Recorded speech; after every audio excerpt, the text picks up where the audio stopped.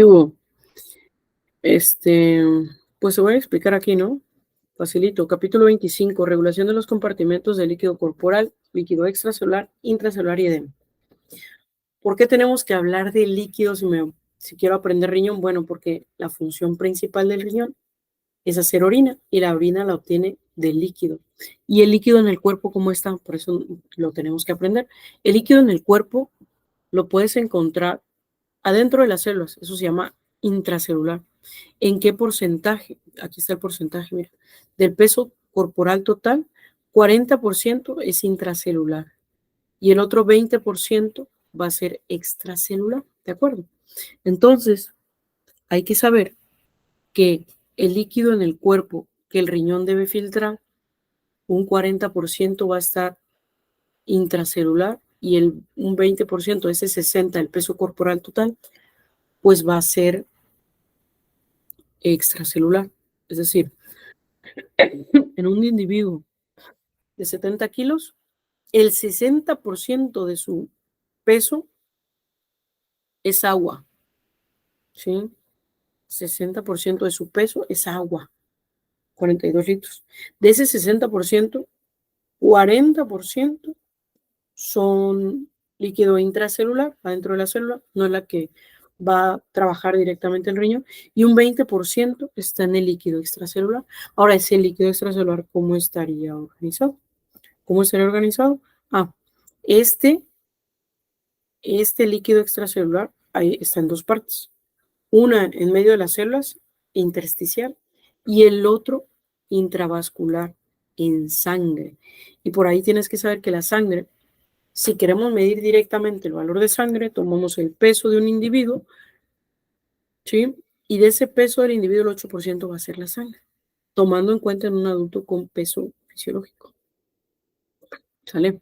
Entonces, de esa sangre, 60% de la sangre es plasma, es decir, el 60% es líquido y un 40% es eritrocitos. Son los componentes formes de la sangre, ¿no? Ahora, este líquido intravascular o el plasma es el que se va a filtrar en el riñón y que va a formar la orina. ¿Sale? En un paciente normal, la mayoría de los casos, el volumen de orina puede ser el límite inferior normal, son 500 mililitros. Y dice aquí que hasta 20 litros, pero ojo, vas a ver más adelante, en capítulos más adelante, que la formación normal de orina es de 1 a 2.5 litros. ¿Sí? Si tienes más de 2.5, específicamente más de 3, tienes que pensar en una diabetes insípida en un contexto de alteraciones de la diabetes insípida, ¿no? Y no que esté tomando mucha agua el paciente. Y la otra es que si hace menos de 1 litro y se va hasta 500 mililitros por día, hay hipoperfusión. Porque más adelante te voy a enseñar que un porcentaje importante del gasto cardíaco de la sangre que envía el corazón por cada latido cardíaco, un 22% va a los riñones. ¿Sale? Ahora es importante que conozcas, ya sabes, del peso total, cuánto es agua, 60%. Y ese 60%, un 40%, es decir, 2/3 son intracelulares y 1/3 es extracelular. Del líquido extracelular, ¿cómo está distribuido? Intersticial, ¿sí? Un porcentaje muy pequeñito. Y el otro está intravascular, en sangre. Y la parte líquida, el 60% de la sangre es plasma. El plasma es el que se va a filtrar en el riñón para hacer la orina, ¿sale? Y de esa manera tener una homeostasis del volumen de agua corporal total. Ahora, esta agua corporal no es solo líquido, también tiene electrolitos. Entonces el riñón también va a regular los electrolitos, ¿sí? ¿Cómo ingresa agua a nuestro cuerpo? Lo que bebes, el metabolismo que se hace en tu cuerpo y cómo pierdes. Aquí sí tienes que saber. Pérdida insensible a través de la piel. Por ahí tienes que recordar que la piel en la epidermis tiene una barrera epidérmica contra el agua, que evita que el agua que está en la dermis, ¿sí?, se pierda al llegar a epidermis, ¿no? Cuando hay un quemado, se pierde la barrera epidérmica contra el agua, se pierde agua y son pérdidas insensibles de agua por la piel en ese contexto. Porque otro es el proceso de enfriamiento que tiene el cuerpo en donde sudas, ¿no? Eso es para refrescarse. Pérdida insensible, se pierde la barrera epidérmica contra el agua. Sudoración, un mecanismo de regulación de la temperatura. ¿Cuál otro? En la respiración, las pérdidas insensibles por la respiración. Acuérdate que el aire, uno de sus componentes, es el vapor de agua, oxígeno, dióxido de carbono, nitrógeno.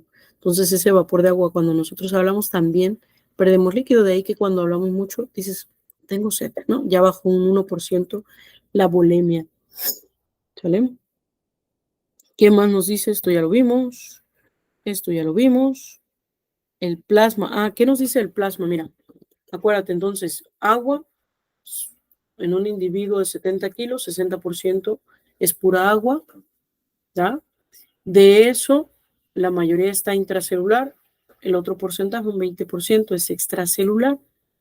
De ese líquido extracelular se acomoda en dos espacios, intersticial y capilar, y aquí tienes que poner mucha atención, porque hay diferencia entre el líquido intersticial y el líquido extracelular, que es el plasma, ¿no? ¿Cuál es la diferencia principal? Que el intersticio tiene baja concentración de proteínas, porque no pasan las proteínas a través del capilar, y entonces en el espacio intersticial tengo poquitas proteínas, ¿sí? Pero los componentes que tienes que aprenderte son de líquido extracelular, sodio 142, 135 a 145 mil equivalentes, es lo que aprendemos por los estudios que realizamos en los pacientes. Potasio, 4 mil equivalentes por litro. Cloro, 90, 110 mil equivalentes. Aquí dice 106. Fíjate que yo te estoy dando rangos y aquí te dice números absolutos. El bicarbonato, 24, 21, 26, ¿no? Calcio, en milimoles, 2,4.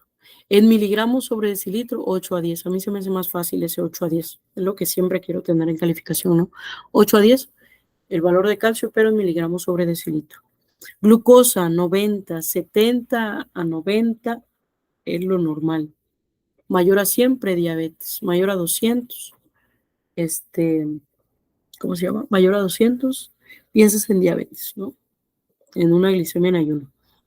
Aminoácidos y proteínas también los medimos. Las proteínas son importantes porque nos hacen una presión que se llama presión oncótica, que evita la filtración de plasma. Principio de ilusión, me lo voy a brincar porque hay otras cosas que puedes entender más fácil acá. Ahora aquí, ¿qué nos explica el libro? Te habla de osmoles, osmolaridad, osmolalidad y de presión osmótica, ¿no? Dice, la distribución del líquido entre los compartimentos intracelular y extracelular está determinada, aquí nos dice, porque es que tienes 20 y 60%, o un tercio, tres cuartos y un cuarto, ¿no? ¿Por qué? Porque está así, porque hay mayor cantidad de líquido extracelular en un lado que del otro, ¿no? Que vamos a acordarnos para que no se nos olvide. ¿Por qué hay de líquido extracelular 20%? Porque este líquido intersticial y plasma. El plasma tiene 3 litros, ¿no? ¿Por qué? ¿A qué se debe? Bueno, mira, aquí nos explica el por qué. Dice que está determinado principalmente por el efecto osmótico de los electrolitos a través de la membrana celular, efecto osmótico de los electrolitos. Osmosis, ¿te acuerdas que es osmosis? El paso del agua a través de una membrana semipermeable. Vamos a recordar un poquito esos principios. Aquí te vamos a introducir en el término de osmol y osmolaridad, que no es complicado. Los principios básicos de osmosis, transporte de líquido a través de una membrana semipermeable, y la presión osmótica, ¿sí? La ósmosis es la difusión neta de agua, el paso de agua a través de una membrana con una permeabilidad selectiva. Cuando conocemos el número total de partículas de una sustancia y lo ponemos en una solución, o sea, el número de partículas de la glucosa, el número de partículas que forman la urea, el número de partículas que forman la creatinina, y lo ponemos en una solución en agua, a eso se le llama osmol, ¿sale? Un osmol es igual a un mol, pero en agua, de partículas de soluto. Y aquí te dice que nosotros en el cuerpo, pues no usamos osmoles, sino miliosmoles, ¿sí? Miliosmoles. Y luego nos habla de la concentración osmolar. No es complicado, solamente a ese osmol que habíamos platicado que está en el agua, decimos la cantidad exacta de agua, 1 kilogramo o 1 litro, aquí lo dice, osmoles por kilogramo de agua, ¿sí? Eso se llama osmolaridad, osmol por kilogramo de agua es osmolaridad, pero cuando lo expresamos como osmol por litro, ya dices osmolaridad. La otra es molalidad, mira, mola y molar, ¿sale? Entonces, osmolaridad es la partícula de soluto en 1 litro de agua. Eso se llama osmolaridad, que es como medimos los componentes que son solutos que mantienen el líquido en la porción intravascular, que precisamente eso nos dice acá. La cantidad de presión necesaria para evitar la ósmosis, es decir, la cantidad de presión de atracción para que el agua no se filtre al intersticio, a eso se le llama presión osmótica, ¿sí?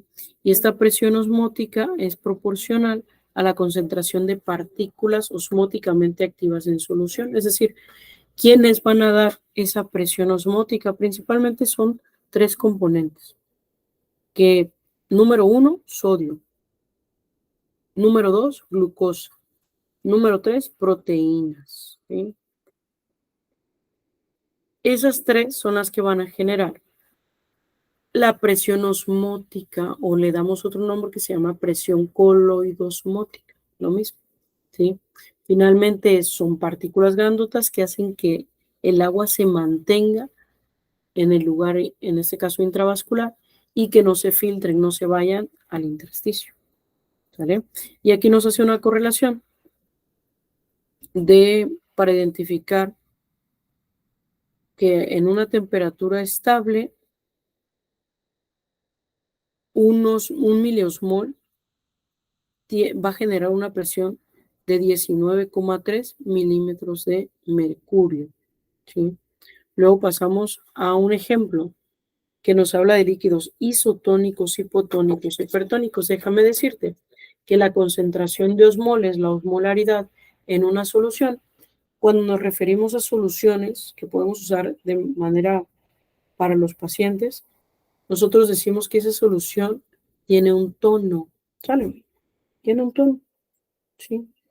Tiene un tono, es decir, una cantidad de partículas o solutos con relación a la solución.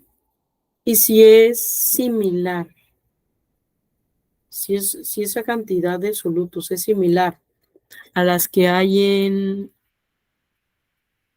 en plasma, que es 290, 310 miliosmoles por litro, decimos que es iso, es igual al plasma. Si es más baja, por ejemplo 200, eso es hipotónica. Y si es mayor, es hipertónica. ¿Y por qué es importante? Mira, fácil. Si tú pones una solución hipertónica, aumentan los solutos y ¿qué va a pasar con el líquido intracelular? Se va a salir y va a deshidratar a las células, ¿no? Eso lo hacemos para cuando hay edema. Cuando hay edema en las neuronas por un golpe, por una infección. Tú debes de, específicamente en TCE, usamos manitol, que lo que hace es generar una solución hipertónica.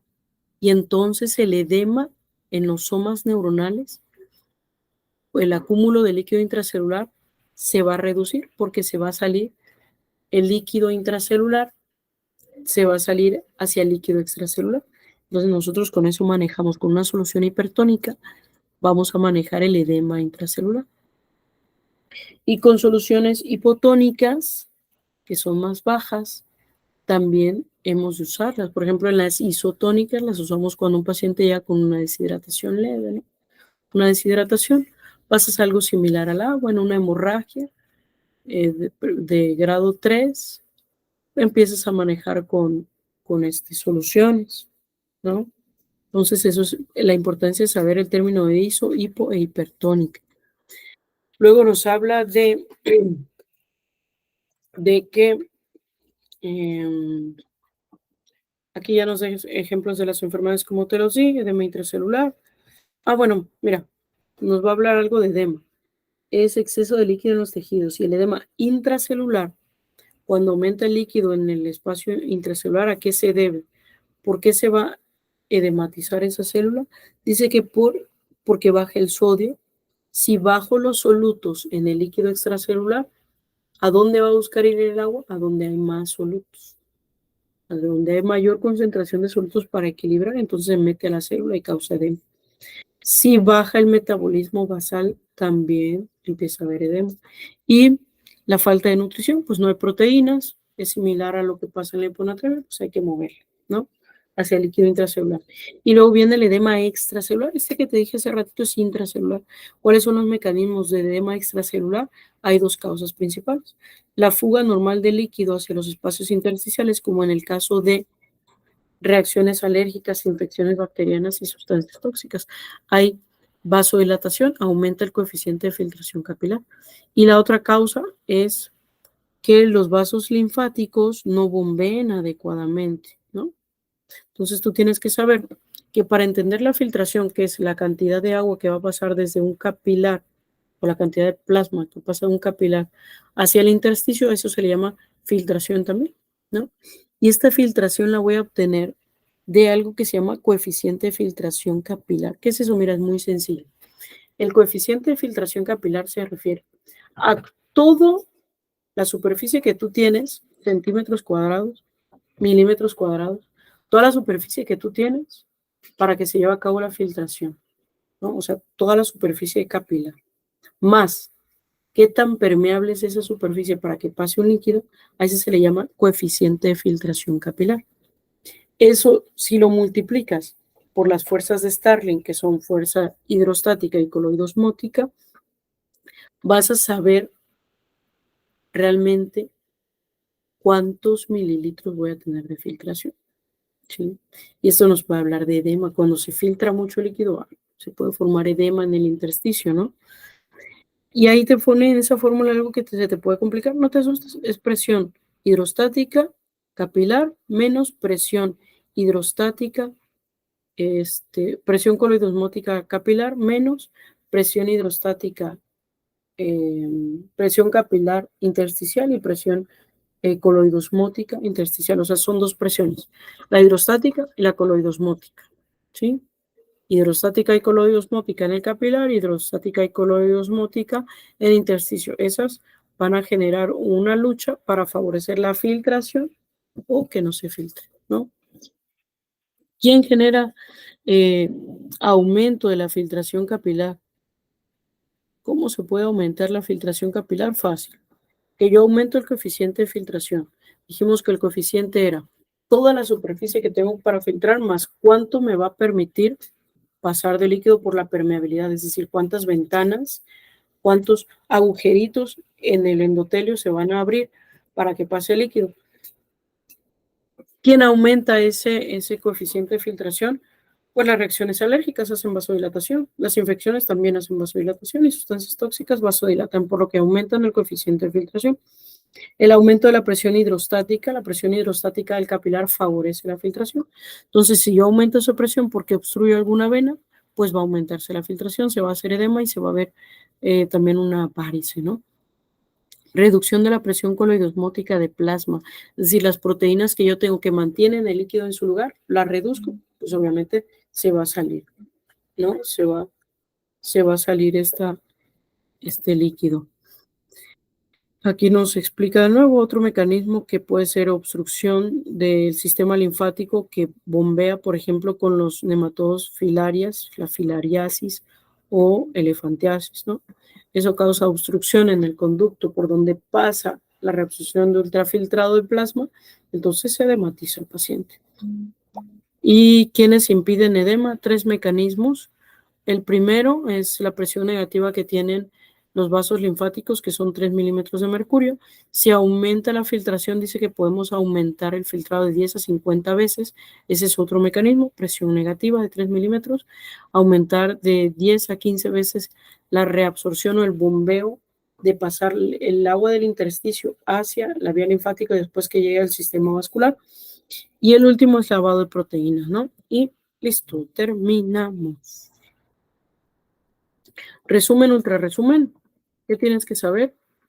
El agua corporal está organizada en un paciente de 70 kilos regularmente con 60% de su peso corporal. De esto, la mayoría está en el líquido intracelular, un 20% en el extracelular. Del extracelular se va a dividir en intersticial y plasma. El plasma tiene, en la sangre, es la que tiene el plasma, es un 60%, y de este 60% vamos a conocer que ese líquido va a estar en la porción intravascular y en la porción intersticial, con las diferencias gracias a la membrana que se llama la superficie que va a ser después el coeficiente de filtración, ¿no? Vamos a ver la osmosis. ¿De qué depende la osmosis? Pues va a depender precisamente de estos factores: coeficiente de filtración, presión hidrostática y colodiosmótica capilar e intersticial, ¿no?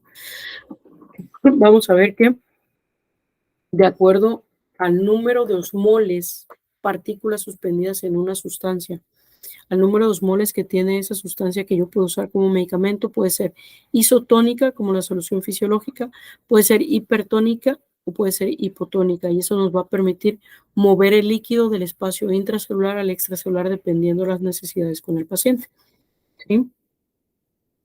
Coeficiente de filtración, ¿cómo sé cuánta se va a filtrar de líquido del capilar hacia el intersticio? Fácil, coeficiente de filtración. ¿Cuánta superficie tengo para filtrar? O sea, ¿cuánto capilar tengo? Y qué tan permeable va a ser ese capilar para que puedan pasar las sustancias. Y tomando en cuenta las fuerzas de Starling, presión hidrostática y colodiosmótica capilar e intravascular. Hay alteraciones como pueden ser el edema secundario a que no hay un buen bombeo de la linfa, ¿sí? A través de las filarias, es un ejemplo que nos ponen. ¿Y quién impide el edema? 3 mecanismos: presión negativa, aumento de la filtración de la bomba y el lavado por proteínas. De esto que tienes que acordarte, que te lo ponen al principio, el agua corporal total, lo mínimo son 500 mililitros por día, lo máximo, ¿te acuerdas? 1.5, 2.5. Si es más de 3 aguas, el paciente puede tener un problema, ¿no? Endocrino. Y eso es todo.